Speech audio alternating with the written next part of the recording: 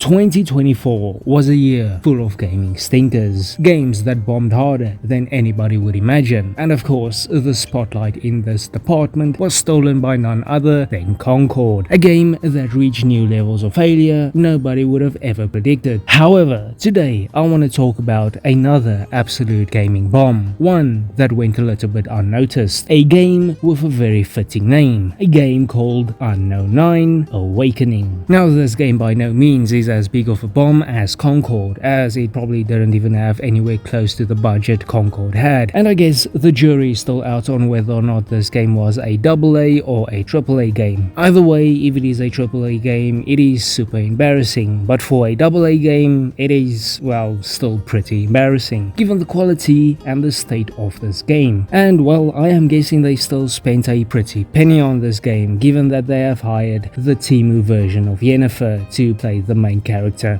in this game. And with all that said, this game didn't even make it to 300 concurrent players on Steam, meaning that yeah, it failed pretty hard. But is it deserving of its failure?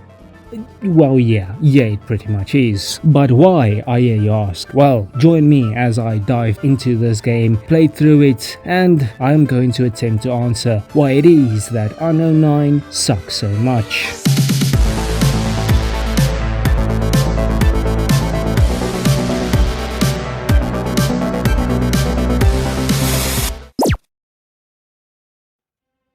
I think the best place to start off with is with the gameplay. After all, gameplay is king. It is the most important part of any game. And well, Unknown 9's gameplay kind of surprised me. To be more specific, it was the combat that surprised me, because in this game the enemy variety is pretty decent, and the game constantly gives you new abilities to use throughout the course of the game, which should make the combat system good, but it doesn't. And well, the reason why was pretty obvious. You see, where most games would give you a complete combat system right at the beginning of the game, and then over the course of the game give you more abilities or more tools that enhances the combat experience, this game gives you an incomplete combat system and then slowly adds new abilities to slowly complete it. And yes, if this sounds like a stupid idea, it's because it is. A lot of basic abilities that most games would give you right from the beginning of the game is only unlocked a few hours into this game, and well, this game isn't even that long, and because you slowly unlock the full combat system over the course of the game, it of course makes the combat system feel very underbaked. The same thing is kind of happening with the enemy variety in this game as well, as the game gives you a decent amount of enemy variety, maybe not that good, but still decent for how long this game is, and well, it will take you very quickly to realize that each and every enemy in this game only has one ability. They only have one move.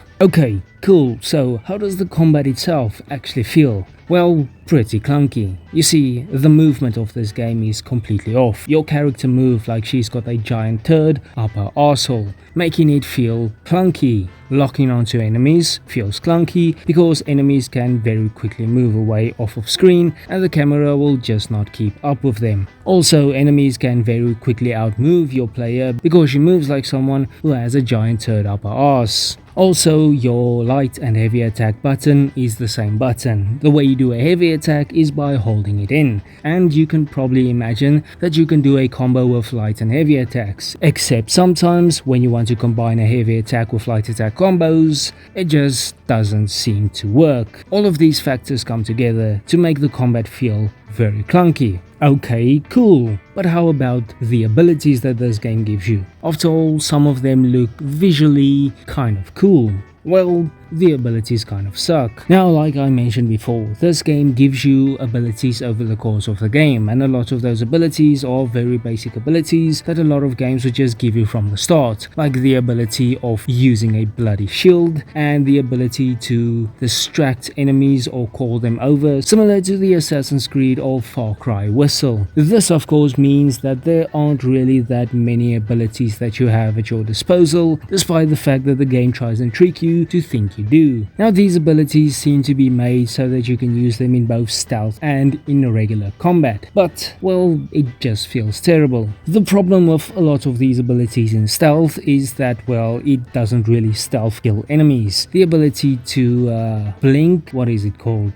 Step, I think is what it's called, where you transport your consciousness into an enemy. Well, you would think that if you run over to another enemy and hit that enemy, it would be an instant one-hit kill, except it's not, meaning that it is probably better to just crawl around in the grass and assassinate each and every enemy one by one. And well, the same thing happens in regular combat, where you can take control of an enemy and punch another enemy and then still have to do the work to actually eliminate the enemy. I think the big problem with these abilities are that they are much more useless than you would think, and it just doesn't help the combat to flow well when using them. Finally, I want to talk about the skill tree, which in my opinion shouldn't be in the game, because the skill tree, similar to the combat, gives you a bunch of abilities to unlock that most games would just give you from the start of the bloody game. When I see skill trees like these, I think to myself that the developers wanted a skill tree but didn't know what to put in the skill tree, which leaves me with a question: why bother? I think overall the combat in this game feels very underbaked. It needs way more time in the oven, and even though I think there are some creative ideas here, the execution overall was pretty poor.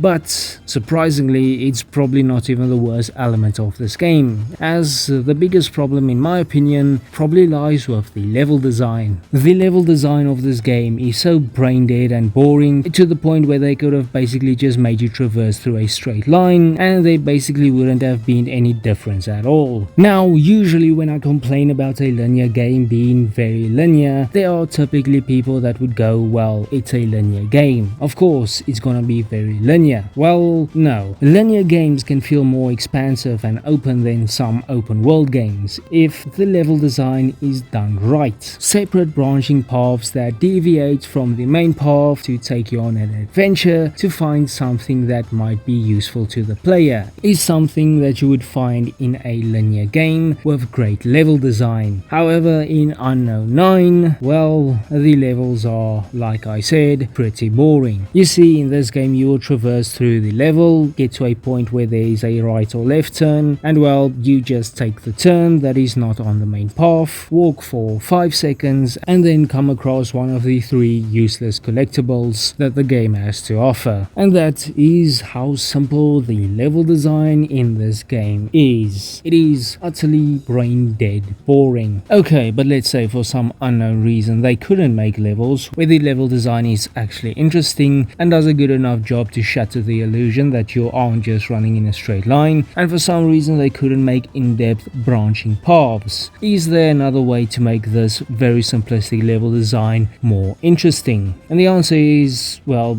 yes there is. The way you do this is simply by adding challenging obstacles within the levels that the player has to overcome. It's really that simple. But it seems that a lot of modern games just simply are allergic to adding challenge outside of combat. And well, it's unfortunate because I think a game like Unknown 9 could definitely benefit from challenging obstacles within its very basic levels. Simply adding actual platforming would greatly benefit this game. Actually having to time your jumps and be aware of obstacles that could cause you to fall and take significant health damage is a very simple way of adding challenge and would definitely make these levels more interesting. Even something as simple as the old school God of War games where you had to actually balance on beams to not fall off is another great way of adding simplistic challenges to a level to make it more interesting. Now, I'm not saying that this game needed those specific obstacles within its levels to make it better. My entire point here is adding actual obstacles that the player has to overcome or is challenging in some way would definitely have made these levels more interesting. However, overall the level design of this game is not very good. It is so bland and basic to the point where it is just plain boring. Now, the final metaphorical nail in the metaphorical coffin for Unknown 9 is its story. Now, I definitely don't think that this story is all that important in a video game. I definitely think it can make your experience of a game much worse or make it better, but I do think it is to a lesser extent than the gameplay and the level design, which are two elements that are way more important than a story will ever be. However, Unknown 9 is definitely one of those games where the story just makes the experience overall much worse. Much like the level design and the gameplay, the story of this game is just plain boring. It is a snooze from the beginning to the end. The motivation and goals of the characters in this game can sometimes be uninteresting, unmotivated, or just plain nonsensical. Things in the story just seem to happen because the game needs it to happen. The game seems to emphasize the importance of some things without really explaining why it's important. Sometimes things will just randomly become important because the story needs it to be important. Haruna's notebook is all of a sudden important because one of the main bad guys steals her book, despite the fact that we have never really heard anything about the book or really had any importance related to the book. The book is all of a sudden important, so important that there is an entire mission to go and get the book back. And once Haruna gets the book back, it all of a sudden loses its importance. We are told that we need to stop the main villain because if he reaches his goal, the world might end, but we never even really get to see a glimpse of the world-ending consequences that might occur if we don't stop him. In other words, the game is just saying that it is dangerous for the sake of trying to build this illusion that there are actual consequences. Almost all of the characters in this game are completely forgettable. They don't really serve a purpose in this game at all, and their characters are so one-dimensional to the point where you wouldn't even remember their names even if it was told to you 1,000 times. And well, unfortunately, the story itself is not told in a really interesting way at all, meaning that if you put all of these elements together, the story itself is just plain boring. Out of all these shitty games I played in the year 2024, maybe Unknown 9 could have at least been a decent game with proper execution. I think this is mainly down to the combat that showed a little bit of potential, but I think this is also a perfect example of a game that does some things right, some of the basic things it gets right in its combat, but the execution itself is just very poor, which results in the final product just being, well, terrible. This is definitely one of those games that needed a little bit more time in the oven, a little bit more cooking. Sure, it's definitely not the worst game I've ever played. Actually, it's not even close to being one of the worst games I've ever played, but it is definitely one of the worst games that came out in 2024. And I think it is quite unfortunate because we definitely need some new franchises in the gaming industry. Every single game these days seems to be some kind of sequel or remake, and a new franchise would very much be appreciated. But as you can guess, the Unknown 9 franchise is most certainly not going to be the one. But these are just my thoughts on this game. If you have played this game, let me know what you think about it. Now, that is all for this video. If you have made it this far in the video, I thank you very much for watching. I really appreciate it. Until next time, bye bye.